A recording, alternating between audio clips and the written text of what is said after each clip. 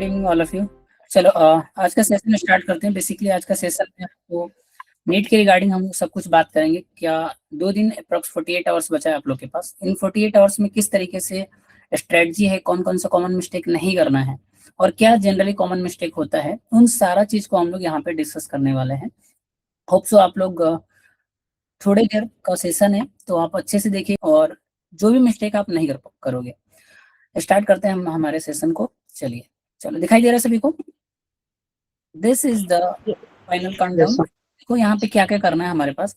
Basically आज का session का हमारा एजेंडा क्या है, तो फाइनल लैब देखना है कि हमें रिवाइज करना है 48 आवर्स में क्या क्या देखना है उसको देखेंगे। एग्जाम स्ट्रेटजी क्या है और कौन कौन से जो कॉमन मिस्टेक्स होता है जो बच्चे करते हैं। वो करने का रीजन कुछ भी हो सकता है, पैनिक हो सकता है, कई बार बच्चे पैनिक कर जाते हैं। इवन बहुत सारे ऐसे अच्छे बच्चे होते हैं जिनको उन्होंने सब कुछ पढ़ा है बट उन्हें ऐसा लगता है कि उन्हें कुछ नहीं हो रहा। ये जो मेंटेलिटी हर एक जो भी आप तैयारी करता है उसको लगता है। और कई बार बच्चों को ये भी लगता है मेरे मॉक में 340 आ रहे थे या फिर 440 आ रहा है तो मेरा नीट एग्जाम में होगा या नहीं हो। It's harsh reality of our body और माइंड कि अगर आपने साल भर भी पढ़ा है तो उसके बाद एक पॉइंट जरूर आता है कि जैसे आपके मॉक में 440 आ रहा है तो बच्चे तुरंत पैनिक हो जाते हैं। उन्हें लगता है कि अब तो मेरा नहीं होगा इस साल, जबकि ऐसा नहीं है। आपका जो फुल पोटेंशियल, आपके ब्रेन को भी पता है कि जो आप मॉक दे रहे हो वो आपका ओरिजिनल यानी कि नीट का एग्जाम नहीं है। मॉक नो डाउट बहुत बेनिफिशियल आपको रोल प्ले करता है बट इसका मतलब ये नहीं कि आपका मॉक में कम आ रहा है तो आपका मेन एग्जाम में कम आएगा, नहीं, ऐसा बिल्कुल नहीं है। बहुत सारे ऐसे बच्चे देखा लास्ट सेशन में भी, और मैं आप कुछ से बात भी कराऊंगा, वो कुछ भी ऐसा फेक नहीं है, इट्स रियल। जहां पे मॉक में बच्चों का 350 आ रहा था बट उनका एक्चुअल नीट एग्जाम में 2025 के एग्जाम में 490 500 तक भी आया। तो ये डिफरेंस किस लिए हुआ कि आप वहां पे पैनिक नहीं करना और आपको अपने ऊपर कॉन्फिडेंस होना चाहिए। ये नहीं कि थोड़ा सा कम हो रहा है या फिर मेरा मॉक में कम आया तो मेरा वहां पे भी कम होगा, ऐसा नहीं है। आपको जो फुल पोटेंशियल बॉडी को उसी समय पता चलेगा जब आप एक्चुअल में नीट का एग्जाम दोगे। तो आज का हमारे पास मेनली 3 टॉपिक है। तो फाइनल लैब किस तरीके रिवीजन करना है, एग्जाम स्ट्रेटजी क्या होने वाला और कौन कौन से कॉमन मिस्टेक्स है उसको हम लोग यहाँ पे देखेंगे। तो जैसे कि आप यहाँ पे देख पा रहे हो कि द क्विक रिवीजन स्ट्रेटजी में क्या है हमारे पास। बायोलॉजी का आपको देखना है डायग्राम्स, टेबल्स और समरी पॉइंट्स जो सब लोग ऑलरेडी आप लोग बना लिए होगा। एक पॉइंट, कोई भी नया थिंग नहीं करेगा, नो नीड न्यू लर्निंग। ये बात क्लियर, कोई भी आपको नया लर्निंग नहीं करना है, यानी कोई नया चैप्टर या कोई टॉपिक नहीं जो आपको नहीं समझ में आ रहा उसको जितना आपने पढ़ा है वो कर लो, जो छूट गया फॉर नो आप कुछ नहीं कर सकते हो। नेक्स्ट हमारे पास आपको देखना है केमिस्ट्री में क्या देखना है, नेम रिएक्शंस आपको लर्न कर लेना है। इनऑर्गेनिक में पी ब्लॉक जो बहुत सारा क्वेश्चन आता है, फिजिकल फार्मूला देख लेना है। फिजिक्स में glance through the formula set and unit conversion shortcuts, क्योंकि ये यूनिट कन्वर्जन शॉर्टकट्स इसलिए इंपॉर्टेंट है कि कई बार आपको बहुत ही इजी क्वेश्चन आता है और आपको यूनिट चेंज करना होता है। अगर यूनिट चेंज करने से आप ऑप्शन एलिमिनेट कर लेते हो और इजिली क्वेश्चन सॉल्व हो जाएगा। तो ये बहुत इंपॉर्टेंट है, ये जरूर से देख लेना, कई बार बच्चे भूल जाते हैं। तो यूनिट कन्वर्जन शॉर्टकट देख लेना और एरर लॉग तो आपके पास ऑलरेडी बना होगा, जस्ट एक बार आपको देख लेना कि आपसे कौन सा कॉमन मिस्टेक होता है। ये सारा कुछ आपको करना है ड्यूरिंग द 48 आवर्स। नेक्स्ट आप देखो, एग्जाम दे वाले दिन आपको सभी को पता है कि टाइम पे पहुंचना है। गेट क्लोज हो जाएगा अप्रोक्स 1:30 बजे के आसपास, तो आप कोशिश करो 1:30 बजे से पहले पहुंच जाओ। टेस्ट 2 बजे होगा, आपको टेस्ट एंड्स ये आप सभी को पता है, ठीक है, इस पे हम लोग ज्यादा टाइम नहीं लेंगे। नेक्स्ट हमने देखें क्या क्या लेके जाना है आपको। एडमिट कार्ड प्रिंटेड फॉर्म में होना चाहिए, साथ में passport size photo, same as application जैसे जो आपने एप्लीकेशन पे पेस्ट किया है, प्रीफर वही करना। अगर नहीं है तो आप जाके करा सकते हो, यू हैव टाइम, या फिर अपने किसी फैमिली मेंबर को भेज सकते हो, कोई दिक्कत नहीं है। ओरिजिनल आपके पास आईडी प्रूफ होना चाहिए, प्रीफर करना आधार कार्ड ले जाना। ट्रांसपेरेंट वाटर बॉटल और ड्रेस कोड में आप सभी को पता है लाइट क्लॉथ लेना चाहिए आपको। शू प्रीफर करना है कि नहीं पहनना है, आप ओपन शू पहन सकते हो जिसमें लाइक बांधने वाला नहीं होता, बहुत ओपन होता है, दैट इज ओपन शू। आप सैंडल स्लीपर्स पहन के चले जाओ, इट्स फाइन। ये आपको बेसिक चीज, क्योंकि आप हो सकता है मान लो बेल्ट पहन के चले गए, ऐसे कपड़े, वहां पे आपको प्रॉब्लम होगा, तो उस वो भी आपको नेगेटिव इंपैक्ट डालता है ड्यूरिंग द एग्जाम सेंटर। अब वहां पे एग्जाम सेंटर में पैनिक कर जाओगे कि इतना ज्यादा चेक इन होता है। पहले से जितने भी आपको नेकलेस वट कुछ भी है, कुछ भी नहीं पहन के जाना है, जस्ट आपको एक सिंपल क्लॉथ पहन के जाना है और वहां पे एक सिंपल सा स्लीपर डाल लो। नेक्स्ट, अब यहाँ पे देखो क्या स्ट्रेटजी है। सबसे पहले बच्चे क्या गलती करते हैं कि वो अगर उनको कोई क्वेश्चन मिल जाता है हार्ड सा तो वो उसी पे स्टक कर जाते हैं, वो चीज आपको नहीं करना है। फर्स्ट ऑफ ऑल आपको डायरेक्टली आपको क्या करना है, डायरेक्ट में क्वेश्चन करना है जिसमें से बायोलॉजी को सबसे पहले करना है। 50% वेटेज के साथ आता है, क्योंकि अगर क्वेश्चन टफ आया, ये जनरल ट्रेंड है, मैं जनरल ट्रेंड की बात कर रहा हूँ। अगर मान लो इनकेस आपको लगता है कि नहीं मुझे कुछ और करना है, आप कर सकते हो, बट प्रेफरेबल ट्रेंड आपको बायोलॉजी फर्स्ट पहले करना है। बायोलॉजी पहले करना है क्योंकि 50% वेटेज इसी का होता है। अभी हम लोग सबका टाइमिंग देखेंगे, ऑन एन एवरेज टाइम कितना लगाना है, ठीक है। Usually comes first and build momentum. अगर आपको ये कॉन्फिडेंस मिला तो आपको बहुत ही एक पॉजिटिव एनर्जी मिलेगी, और वो पॉजिटिव एनर्जी केमिस्ट्री और फिजिक्स में आएगी। तो अब तक आपने जितने भी मार्क्स लाए, आपको बिल्कुल अपने मॉक का रिजल्ट नहीं सोचना है। जस्ट आपको सोचना है कि आपने कितना डिलीवर किया है, आपने कितना पढ़ा है। जो भी आप 1 साल से पढ़ रहे हो, वो आपका बॉडी खुद, आपका माइंड खुद एग्जाम में देगा। बस आपको पैनिक नहीं होना है, बस आपको बहुत ज्यादा ओवर थिंक नहीं करना है। 1-2 क्वेश्चन हार्ड हो गया है तो उसको स्किप करना है, देखेंगे कितने देर का टाइम लगेगा, वो सब कुछ हम। नेक्स्ट हमारे पास कहाँ पे देखना, मीडियम। राउंड 2 में medium, tackle calculative question, those requiring elimination 2 option, focus on the chemistry है। अब नेक्स्ट हम लोग केमिस्ट्री कर सकते हो। यहाँ पे केमिस्ट्री में कई बार ऑर्गेनिक केमिस्ट्री में देखोगे कि आपको 2 ऑप्शन में कंफ्यूजन हो रहा है, या फिर इंक्रीजिंग डिक्रीजिंग में याद आ रहा है, या तो ए होगा या फिर, उस कंडीशन में आप सेकेंड राउंड में ये कर लो। थर्ड राउंड में आप देख सकते हो complex problem of the physics. Physics का आपको क्या देख लेता है, कॉम्प्लेक्स प्रॉब्लम, जो उस सभी चीजों को देखना है। थर्ड राउंड में आपको इस तरीके से आपको पेपर को अटेम्प्ट करना है। ये था आपको पेपर अटेम्प्ट करने का तरीका। जस्ट ये नहीं कि आप पहले फिजिक्स लेके बैठ गए और एक क्वेश्चन नहीं आ रहा उसी में लगे, ये सब चीजें नहीं करना है।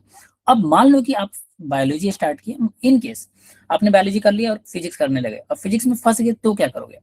तो आपको सबसे पहले तो टाइम बाउंडेशन लिमिट करना है। अप्रोक्स बायोलॉजी में 50 से 60 मिनट आपको ऑन ऑप्टिमम टाइम है। जो अगर हो सकता है किसी को, अगर मान लो कि 65 मिनट भी दे रहा है, और उसको दे हैव कैटेगरी, ध्यान से सुना, उनके पास कैटेगरी और उनको पता है कि मेरा फिजिक्स में मुझे कम करना है, तो उस केस में आप बायो की एक्यूरेसी बढ़ा सकते हो। और बायो की एक्यूरेसी आप 100% कर सकते हो, 190-95% प्लस तो करना ही है।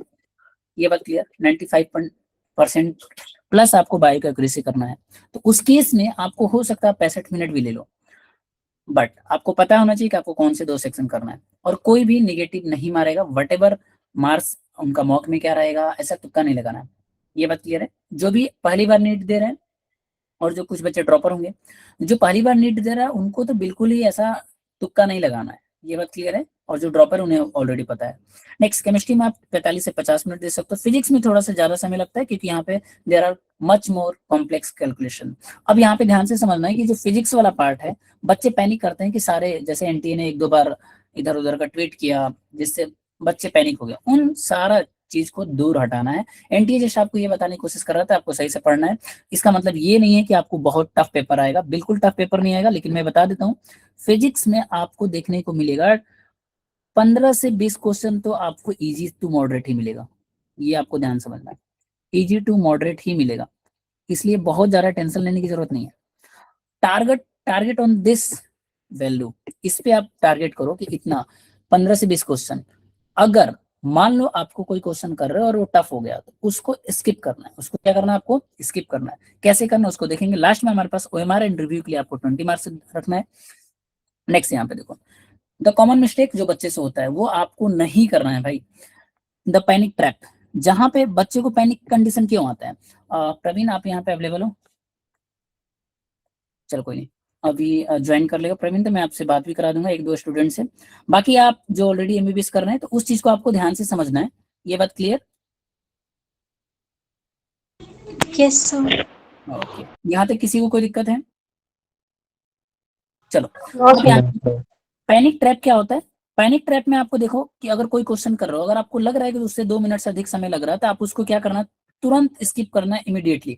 ये नहीं कि उसको लेके बैठ जाना, यू हैव टू, ये this is the most important step, आपको इमीडिएटली उसको क्या करना है, स्किप कर देना है। और नाउ स्किप करने के बाद पहला इस चीज को फॉलो करना, और यहीं पे बच्चे बहुत सारे डिमोटिवेट हो जाते हैं। तो ये चीज को आपको अवॉइड करना, स्विच करना है, क्वेश्चन स्विच करना है आपको, बायोलॉजी से केमिस्ट्री, केमिस्ट्री से वट जो भी आपको लगता है वो आप स्विच करना। नेक्स्ट वन, दूसरा, bubbling blender, living all OMR bubbling the last 15 minute, नहीं, ये चीज कभी नहीं करना, नेवर। अब इस चीज को सॉल्व करने के लिए आपको क्या करना है, तो यहाँ पे 2-3 चीज आपको याद रखना है। क्या क्या कर सकते हो, फर्स्ट ऑफ ऑल, हाँ देखो, यहाँ पे क्या करना है, तो या तो आप सब्जेक्ट वाइज कर लो, सब्जेक्ट वाइज कर लो, या फिर आप 20 के ग्रुप में कर लो, 20 या 15 क्वेश्चन के ग्रुप में कर लो। 15 क्वेश्चन किया फिर उसको फिल कर लिया, 20 क्वेश्चन किया ये उसके मोर प्रिफरेबल, जो मेरा मानना है वो सब्जेक्ट वाइज कर लो, इट्स फार बेटर। कभी भी 15 मिनट मत छोड़ना है कि लास्ट में करूंगा, क्योंकि एक आपने गलत किया, एक भी क्वेश्चन गलत किया तो सीक्वेंस से सारे क्वेश्चन गलत हो जाते हैं। तो ये चीज आपको ध्यान रखना है। एक और तरीका बहुत सारे बच्चे करते हैं, वो भी एक बेनिफिशियल होता है कि जैसे आपने लगातार 15-20 क्वेश्चन किया और हो सकता है 6 क्वेश्चन 21वें क्वेश्चन में आपको उसमें लेंदी हो गया, आप नहीं कर पा रहे हो, आप रुक गए, तो उस केस में आप फील कर लो। जब आप फील कर लोगे तो आपको जो पैनिक वाला सिनारियो बना था कि नहीं आ रहा है वो भी दूर हो जाएगा, ताकि आप अच्छे से कर पाओगे। तो ये वाला भी यूज कर सकते हो, आपको जो अच्छा लगता है वो कर सकते हो, या तो सब्जेक्ट वाइज या फिर 20 के ग्रुप में कर सकते हो, या फिर आप क्या कर सकते हो, जो मैंने थर्ड वाला बताया कि आप 20 क्वेश्चन की उसके बाद रुक गए, आपको समझ में नहीं आ रहा है कि ये क्वेश्चन में फंस गए, तो जितना आपने किया पहले वो फील कर लो।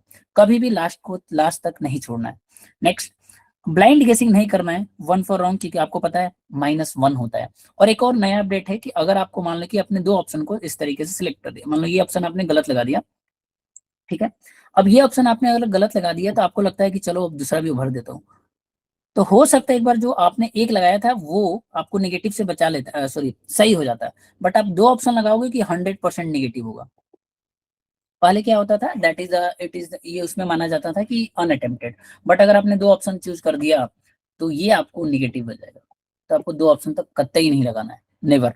अगर गलती से मार्क भी हो गया तो भैया छोड़ दो उसे, हो सकता है एक बार को चांस है उसका सही होने का, अगर तुमने 2 फिल कर दिया तो वो क्या हो जाएगा, नेगेटिव। ये बात क्लियर है। ये चीज आपको ध्यान रखना, डबल बबल मार्किंग नहीं करनी है, और आप सभी को पता कंप्लीट मार्क बबल को सराउंड करना है। ये चीज आपको समझना था। यहां तक किसी को कोई दिक्कत, करोगे? चलो, ये दिस कॉमन मिस्टेक जो आप सभी को नहीं करना है, बिल्कुल भी नहीं करना है।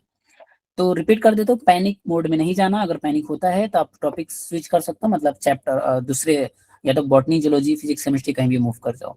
स्टार्ट बायोलॉजी से करना है, उसके बाद हमारे पास केमिस्ट्री या फिजिक्स, या आपके ऊपर डिपेंड है कि बायोलॉजी, फिजिक्स, केमिस्ट्री। कभी भी आपको एग्जामिनर ऐसा नहीं करेगा कि 45 के 45 क्वेश्चन टफ देगा, नहीं। आपको फर्स्ट ऑफ ऑल चूज करना पड़ेगा, देखना पड़ेगा कि उस 45 में से कौन सा जो आपको आ रहा है इजिली, पहले उसको करो, उसके बाद रिमेनिंग में कैलकुलेशन में फंसो, ताकि आप एक डिसेंट स्कोर, जीएमसी लायक स्कोर आपको मिल जाए। ठीक है, जीएमसी लायक स्कोर मिल जाएगा तो कोई दिक्कत नहीं होगा। क्लियर है? चलो आगे चले। Yes. नेक्स्ट यहाँ पे देखो, सबसे वाला हमारे पास द विनिंग माइंडसेट आपको किस तरीके से करना है, और यहाँ पे 1 मिनट, चलो नेक्स्ट हमारे पास क्या आता है, द विनिंग माइंडसेट। अब यहाँ पे इस विनिंग माइंडसेट में हमारे पास जो नीट एग्जामिनेशन है, अब देख लो 70% क्या है, नॉलेज, एंड 30% क्या था, साइकोलॉजी। और यहीं पे वो बच्चे लीप लेके जाते हैं, जो मैंने अभी आपको कहानी बताया था कि बहुत सारे बच्चों को कम आ रहा है या फिर वो अच्छा कर जाते हैं, बिकॉज ऑफ वो अपने माइंड सेट को स्ट्रॉन्ग कर रखे हैं कि मैं वो हार नहीं मानते हैं। इस टाइम पे आते आते बहुत सारे अच्छे बच्चे, उन्हें ऐसा लगता है कि मुझे कुछ नहीं आ रहा, मैं तो अगली बार ड्रॉप लूंगा या फिर नहीं कर हो पाएगा। ये सारी चीजें नहीं सोचना है यार। आपको सिर्फ 70% नॉलेज है तो 30% क्या हो, साइकोलॉजी। इस साइकोलॉजी को फॉलो करना है, आपको समझना है कि हाउ जो एग्जामिनर आपसे क्या चाहता है, किस तरीके का क्वेश्चन बना रहा है। ए calm mind process data 2x faster than the panicked one। ऐसा देखा गया है कि जो काम अगर कामली किसी क्वेश्चन के करते हो तो 2 टाइम्स फास्टर करोगे, अगर पैनिक कंडीशन में करोगे तो आपको पढ़ने में ज्यादा समय लगेगा। एक लाइन को आप 2 बार पढ़ोगे, 3 बार पढ़ोगे, टाइम वेस्ट होगा। तो शांत मन से करना है। अब ये चीज आपको जरूर से फॉलो अप करना है। नेक्स्ट, दूसरा हमारे पास ऐसा नहीं है कि आप 24 घंटा 48 घंटा बचा 48 घंटा पढ़ रहे हो, नहीं। आपने पूरे साल भर पढ़ा है तो 48 घंटे पढ़ के कुछ नहीं हो जाएगा और प्रॉब्लम होगी। तो आपको प्रॉपर 7 to 8 आवर्स की नींद तो लेना ही है, ऐसा नहीं कि नींद नहीं लेना। दिस इज मोस्ट इंपॉर्टेंट, और इसको आपको स्किप नहीं करना। मोस्ट इंपॉर्टेंट है कि आपको 7 to 8 आवर नीट लेना है। Avoid talking to friends about their preparation level. ये एक सबसे कॉमन मिस्टेक है। हर बच्चा एक दूसरे से अपने दोस्त को पूछेगा, वो उसको पूछेगा कि तेरा प्रिपरेशन कैसा चल रहा है, मेरा कैसा चल रहा है, और वो आपस में ही सब एक दूसरे को डिमोटिवेट करेंगे। सब एक दूसरे को डिमोटिवेट करेंगे कि हाँ भाई मैंने तो इतना पढ़ लिया, मेरा ये नहीं हुआ, मेरा भी ये नहीं हुआ, मेरा ये ना, और फिर बच्चे क्या सोचते हैं कि ये तो प्रॉब्लम हो गया, मेरा इस बार नहीं होगा। क्यों? क्योंकि ये जो साइकोलॉजी है ना 30% नीट में, ये बहुत मैटर कर जाता है। दिस 30% आप साइकोलॉजी कई बार फ्रेंड सर्कल की वजह से हो जाता है। मैं ये नहीं बोल रहा हूँ कि आपका फ्रेंड बेकार है या फिर फ्रेंड अच्छे नहीं है, ये मिस्टेक होती है बच्चे को वो रहता है कि नहीं भैया मुझे अपने दोस्त से बात करके देखता हूँ उसका कैसा है वो कुछ, बल्कि वो और प्रॉब्लम क्रिएट करता है। इससे बेटर क्या आप अपने किसी टीचर, मेंटर या अपने सीनियर जो ऑलरेडी एमबीबीएस कर उनसे पूछ सकते हो। That is far better than this. ये बात समझ में आ रहा है? नेक्स्ट, इनसाइड हॉल आपको क्या करना है? हॉल के अंदर आपको technique 4-7-8 technique, if you feel overwhelm focus in front you, सिर्फ आपको क्वेश्चन पे फोकस करना है। कई बार होता है कि आपका ध्यान इधर उधर भटक रहा है, तो आप क्या कर सकते हो, ये सारा कुछ कर सकते हो 6 स्टेप में। आप बेली ब्रीदिंग कर सकते हो, क्योंकि आपका एग्जाम शुरू होने से पहले भी आपको 10 मिनट का ब्रेक मिलता है जब एग्जामिनर बोलता है एग्जाम शुरू करो। तो ये सारा कुछ आप लोग कर सकते हो। स्माइलिंग माइंड, आपको एक अच्छा और अच्छे तरीके से सोचना है। Coming corner like this, brain breaks, breathing do, mindful journaling, smiling mind, ये सारा कुछ आप लोग कर सकते हो। सिंपल, कुछ नहीं होता है तो आप नॉर्मल वाटर ले सकते हो, थोड़ा सा अपने आप को काम कर सकते हो। ये सारा कुछ आपको करना है ड्यूरिंग द एग्जाम सेंटर में। आप जब आप बैठे हो तो अगर आपको प्रॉब्लम हो रही तो ऐसा जरूरी नहीं है कि आप इनसाइड हॉल में ये सारा प्रैक्टिस करो, बट आपको अगर ऐसा लग रहा है कि पैनिक हो रहा है, अजीब लग रहा है, बहुत टेंस हो रही है, तो उस केस में you can go for that. आप, मैं एक एक करके कर रहा हूँ, आप चाहो तो इसको पढ़ भी सकते हो। सभी लोग पढ़ो, ये आपके लिए ही है। तो होप सो आप एक बार पढ़ के देखो सभी लोग क्या लिखा हुआ है। कुछ नहीं आ रहा था आप मेरे से पूछो। कई बार होता है कि उनका मॉक में कम मार्क्स आते हैं, बट वो डिबेट कर जाते हैं कि मेरे मार्क्स कम आ रहा है तो बहुत पैनिक हो जाएंगे, मेरा नहीं आएगा। ऐसा नहीं होता है। तो प्रवीण, आप कुछ शेयर करना चाहते हो? प्रवीण ऑलरेडी अब जेएमसी से एमबीबीएस कर रहा है। अब तो मेरा भी एक दोस्त था अभी, उसके 350 करीब आते थे मोक में, पर वो नीट 2025 में 450 लेकर आया था मोक्स में 350 होने के बाद। तो मुझे लगता है कि पेपर सिर्फ आपका हार्डवर्क है उससे नहीं हो रहा है, माइंडसेट होना चाहिए आदमी का, सामने वाले का। वो बहुत चिल होकर गया था, ऑफकोर्स वो वेल्दी फैमिली का था, रिच फैमिली का था, उसको से टेंशन नहीं थी। इसके लिए बिना टेंशन के दिया, और वो 350 जो मोक में ला रहा था 450 वो सीधा एग्जाम में ले आया था। 100 मार्क्स ज़्यादा ही लेकर आया था वो, जबकि हम लोग उसमें कम लेकर आए थे, हम लोग के ज़्यादा आ रहे थे, हम लोग और कम लेकर आए। इसके लिए एग्ज़ाम में सिर्फ अभी से आप 2 दिन बचे हैं, ज़्यादा पढ़ने का कोई फ़ायदा नहीं है। जितना आता है उतना रिकॉल हो जाएगा अगर आपने पहले पढ़ा होगा अच्छे से। तो बस अभी आप शांति से पेपर देकर आइए, आप सबका अच्छा ही हो जाएगा। आप सबने बहुत मेहनत करी थी लास्ट ईयर ही। हाँ, तो जो लोग भी मेहनत किए, देखो मेहनत कभी ऐसा बेकार नहीं जाता है, आज नहीं तो कल काम आएगा। तो इसमें बिल्कुल पैनिक नहीं होना। आप सभी लोग थोड़ा सा फोकस होके कंसंट्रेट होके पढ़ो, आपने जितना पढ़ा सब काम आएगा। और सोचो कि ये मार्क्स बहुत मैटर करता है, कि इट्स बहुत लगता है कि 100 मार्क्स का डिफरेंस आया, सिर्फ माइंड सेट की वजह से 100 मार्क का डिफरेंस। लेकिन सोचो अगर किसी बच्चे का 400 मार्क्स, 450 आ रहा है या 480 आ रहा है, वट एवर, किसी भी कोचिंग का आप मॉक देख रहे हो या फिर प्रीवियस ईयर क्वेश्चन करो, वट एवर कोई भी कोचिंग हो, या फिर एक्चुअल नीट का पेपर दे रहे हो, तो उसमें आपको 480 आ रहा है। सोचो अगर आप उस 480 में आप लोगों ने देखा होगा, जब वही क्वेश्चन पेपर जब आप मिस्टेक देखते हो, तो आपको लगता है अरे यार मैंने 10 क्वेश्चन में ऐसा सिली मिस्टेक किया जो नहीं होना चाहिए था। आपको खुद लगता है नहीं होना चाहिए था। ये 10 क्वेश्चन में सिली मिस्टेक क्यों हुआ? Because of your mind set. कई बार क्योंकि आपको उसको टॉपिक क्लियर है। जैसे मैं बहुत सारे बच्चों से बात करता हूँ, उनको वो टॉपिक में दिक्कत ही नहीं है भाई, तुम कुछ भी क्वेश्चन पूछ लो, वो सारा क्वेश्चन का आंसर दे देंगे। बट फिर भी उनसे 10 सिली मिस्टेक गलत हुआ। क्यों हुआ? क्योंकि उस समय उनका माइंडसेट नहीं हुआ, और हमारा बॉडी उतना कोप नहीं करता है। आप, लेकिन जैसे ही आप एक्चुअल नीट एग्जाम में बैठे हो, अगर आप काम हो, तो आपका बॉडी, आपका ब्रेन खुद एक पॉजिटिव ऑरा देगा, और वो आप हमेशा जो आप घर में कर रहे थे उससे बेटर परफॉर्म करोगे आप एग्जाम सेंटर में। ये भी एक बच्चे को कॉमन मिथ होता है कि घर पे अच्छा करूं, वहां पे नहीं, उल्टा नहीं। आप घर में हो सकता है कुछ कम परफॉर्म कर रहे थे, लेकिन वहां पे आप बेटर परफॉर्म कर रहे होगे अगर तुमने पढ़ा है तो। अगर आप लोगों ने पढ़ा है, अच्छे से किया है, तो ये मेक श्योर, मैं गारंटी दे रहा हूँ कि आप एग्जाम में जो घर में मॉक टेस्ट दिए हो उससे हमेशा 100 से 150 मार्क्स ज्यादा ही लाओगे। तो इसलिए अपने आप पे भरोसा रखो, अपने ऊपर ट्रस्ट रखो, और बिल्कुल भी पैनिक नहीं करना है। ये बात क्लियर है? किसी को कोई डाउट है तो आप पूछ सकते हो, ऐसा कोई इशू नहीं है। तो एनीवन, वट एवर, आप किसी को अगर कोई डाउट है तो आप पूछो। I am ready for to all. कुछ भी, कुछ लगता है क्या करना है क्या नहीं करना चाहिए? Anyone, few minutes. नींद नहीं आती। क्या कुछ प्रीत? स्ट्रेस के कारण नींद नहीं आती। स्ट्रेस के कारण नींद नहीं आती है? फर्स्ट ऑफ ऑल आप नींद लो, और अपने आप को हाइड्रेट रखने की बहुत ज्यादा जरूरत है। वैसे भी गर्मी बहुत ज्यादा है, हाइड्रेट रहो। और अभी स्ट्रेस लेने की जरूरत नहीं है, बस आपको सोचना है रिजल्ट के बारे में, सोचना नहीं है आपको। रिजल्ट कुछ भी है उसके बारे में नहीं सोचना है। आप प्रॉपर पानी पियो, हाइड्रेट रखो और एक कंप्लीट नींद लो, ठीक है? क्लियर है? और कोई? अभी नया रियक और अभी कुछ नया करने की जरूरत नहीं है, आप एनसीईआरटी में जो भी डायग्राम है उसको आप देख सकते हो, ये बात क्लियर है? जितना आपके पास है उनको कर लो। नेक्स्ट। सर जब हाथ में क्वेश्चन पेपर आता है ना, देखते हैं तो उसको ना देख के घबराहट सी होने लग पड़ती है, हाँ, पैनिक होने लग पड़ता है। तो होता है कई बार, अगर मान लो कि आप लोगों ने मॉक टेस्ट नहीं दिया और डायरेक्टली एग्जाम में देखो तो थोड़ा सा प्रॉब्लम होती है, बट इन केस मान लो कि आप पहली बार ही दे रहे हो, आप क्वेश्चन देखोगे तो आप चूज सबसे पहले देखो कि आपको कौन सा टॉपिक स्ट्रॉन्ग है। फिजिक्स है, ऑब्वियस सी बात है, मोस्ट ऑफ लोगों का बायोलॉजी होगा, तो आप बायोलॉजी देखो, बायोलॉजी में करना शुरू करो। जब तुम करोगे तो आपको खुद सेल्फ वो मिलेगा, एक मोटिवेशन मिलेगा और आप कर पाओगे। और पैनिक नहीं हो रहा, पैनिक होता है तो फील हो रहा है तो आप एक डीप ब्रेथ लो, पानी पियो और रिलैक्स, देन फिर से वापस क्वेश्चन करने की कोशिश करो, ठीक है? नेक्स्ट। जो लोग का माइक प्रॉपर नहीं है they can type.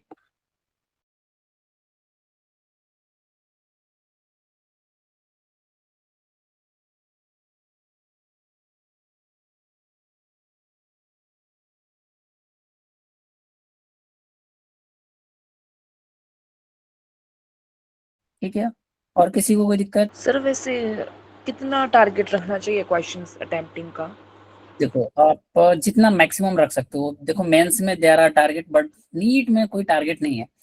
Target in the sense ये हाईली डिपेंड करता है कैटेगरी पे भी, बट अगर मैं इन जनरल में बात करूं तो बायोलॉजी में आपको कोशिश करना है कि 320 प्लस लाना है।